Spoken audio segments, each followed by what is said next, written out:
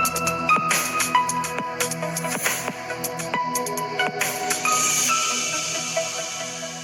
Guys, എല്ലാവർക്കും മറ്റൊരു പുതിയ വീഡിയോയിലേക്ക് സ്വാഗതം. It's me Akhil Satheesh and welcome to Akhil Satheesh world.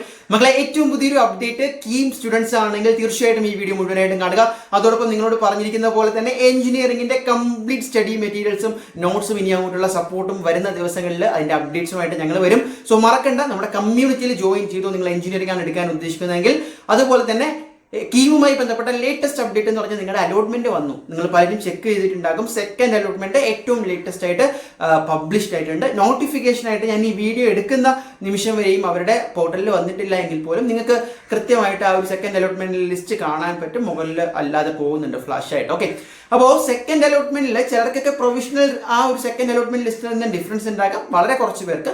അല്ലാത്ത പക്ഷം അത് തന്നെയാണ്. നിങ്ങൾ എന്ത് ചെയ്യുക, അലോട്ട്മെന്റ് മെമോ എന്ന് പറയുന്ന കാര്യം ഇപ്പോൾ തന്നെ ഡൗൺലോഡ് ചെയ്ത് വെക്കുക. വളരെ വളരെ ഇമ്പോർട്ടന്റ് ആണ്, മറക്കരുത്. ഇപ്പോൾ തന്നെ എന്ത് ചെയ്യുക, അലോട്ട്മെന്റ് മെമോ ഡൗൺലോഡ് ചെയ്ത് വെക്കുക. അതിനുശേഷം ഇനി എന്താണ് നിങ്ങൾ ചെയ്യേണ്ടതെന്ന് വെച്ചാൽ, ഇനി ആക്ച്വലി ആയിട്ട് ഫിസിക്കലായിട്ട് കോളേജുകളിൽ പോയി അഡ്മിഷൻ എടുക്കാനുള്ള സമയമാണ്.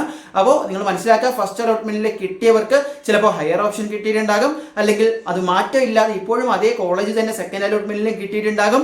അതല്ല എങ്കിൽ ഫസ്റ്റ് അലോട്ട്മെന്റിൽ കിട്ടാത്തവർക്ക് ഏതെങ്കിലും ഒരു കോളേജ് ഇപ്പോൾ കിട്ടിയിട്ടുണ്ടാകും. സ്റ്റിൽ നിങ്ങളുടെ മുകളിൽ ഹയർ ഓപ്ഷൻസ് ഉണ്ട് എങ്കിൽ ഇനിയുള്ള സ്ട്രേ വേക്കൻസി, ഇനി അഥവാ തേർഡ് അലോട്ട്മെന്റ് ഉണ്ടെങ്കിൽ അതിന്റെ കാര്യങ്ങളൊക്കെ പിന്നാലെ വരും. സ്പോട്ട് അഡ്മിഷൻ വരെ നിങ്ങൾക്ക് അഡ്മിഷൻ എടുക്കാനുള്ള വലിയ സാധ്യതകളുണ്ട്. അതവിടെ നിൽക്കട്ടെ, നിങ്ങൾ നിലവിൽ ഈ അലോട്ട്മെന്റ് മെമ്മോ ഡൗൺലോഡ് ചെയ്ത് ഏത് കോളേജിലാണ് സെക്കൻഡ് അലോട്ട്മെന്റ് കിട്ടിയതെന്ന് നോക്കുക.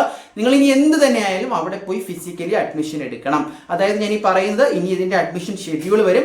അപ്പോൾ നിങ്ങൾക്ക് അലോട്ടഡ് ആയിട്ടുള്ള കോളേജുകളിൽ ഏത് ദിവസമാണ് ഇനി വരുന്ന ഈ ഒരാഴ്ചക്കകത്ത് തന്നെ നിങ്ങൾ ഏത് സമയത്താണ് പോയി അഡ്മിഷൻ എടുക്കേണ്ടതെന്ന് അതിൽ സൂചിപ്പിക്കും. അതിനനുസരിച്ച് നിങ്ങൾ ആ കോളേജുകളിൽ പോയി എന്ത് ചെയ്യുക, കൃത്യമായിട്ട് ഞാൻ ഈ ഡോക്യുമെന്റ്സിന്റെ വീഡിയോ സെപ്പറേറ്റ് ചെയ്തിട്ടുണ്ട്.